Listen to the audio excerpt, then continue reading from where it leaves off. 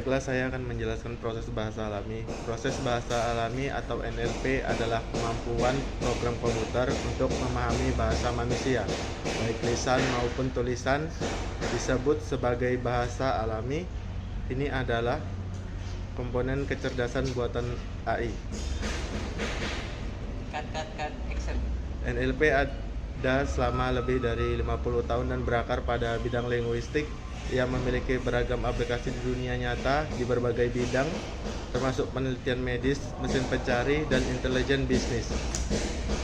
NLP menggunakan pendekatan berbasis aturan atau pembelajaran mesin untuk memahami struktur dan makna teks. Ini berperan dalam chatbot, asisten suara, pemrograman pemindaian berbasis teks, aplikasi terjemahan, dan perangkat lunak perusahaan yang membantu operasi bisnis, meningkatkan produktivitas, dan menyederhanakan berbagai proses.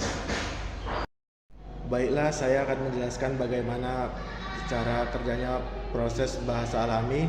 Bisnis menggunakan data tidak terstruktur dan banyak teks dalam jumlah besar dan memerlukan cara untuk memprosesnya secara efisien.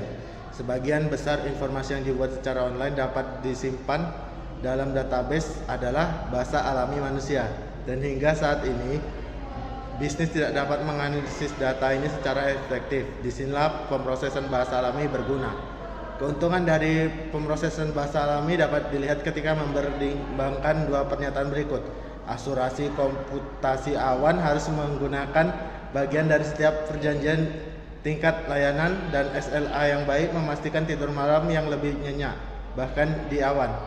Jika mengandalkan proses bahasa alami untuk mencari program dan mengenali komputasi awan adalah suatu entitas, bahwa awan adalah bentuk singkatan dari komputasi awan, dan bahwa SLA adalah akronim industri untuk penjanjian tingkat layanan.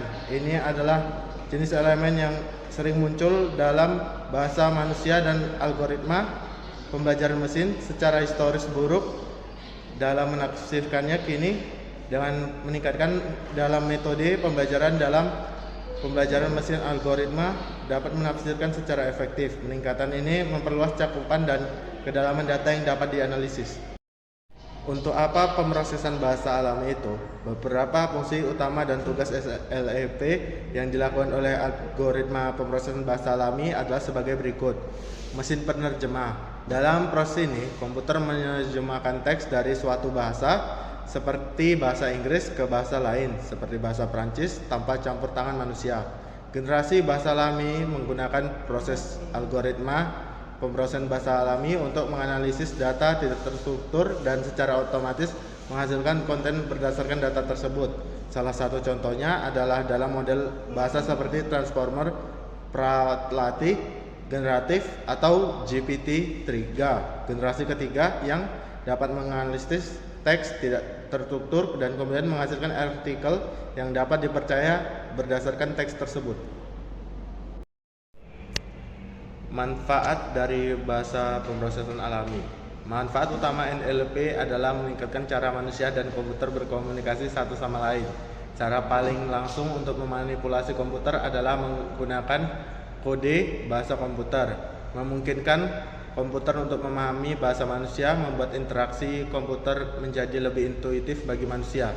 Manfaat lainnya adalah sebagai berikut: menawarkan peningkatan akurasi dan efisiensi dokumentasi, memungkinkan organisasi menggunakan chatbot untuk dukungan pelanggan, memberikan organisasi kemampuan untuk secara otomatis membuat ringkasan teks asli yang lebih besar dan lebih kompleks yang dapat dibaca, memungkinkan organisasi menganalisis data terstruktur dan tidak terstruktur. Sekarang kita akan membahas tantangan bahasa alami. Ada banyak tantangan dalam pemrosesan bahasa alami, dan sebagian besar tantangan tersebut bermuara pada fakta bahwa bahasa alami terus berkembang dan agak ambigu. Ini termasuk yang berikut. Presisi. Komputer secara tradisional mengharuskan manusia untuk berbicara dengannya dalam bahasa pemrograman yang tepat, tidak ambigu, dan sangat struktur atau melalui sejumlah perintah suara yang diucapkan dengan jelas. Namun ucapan manusia tidak selalu tepat, seringkali bersifat ambigu dan terstruktur linguistiknya dan dapat bergantung pada banyak variabel kompleks termasuk bahasa gaul, dialek regional, dan regulasi sosial. Nada, suara, dan infleksi. Pemrosesan bahasa alami belum disempurnakan, misalnya analisis semantik menjadi bahasa tantangan.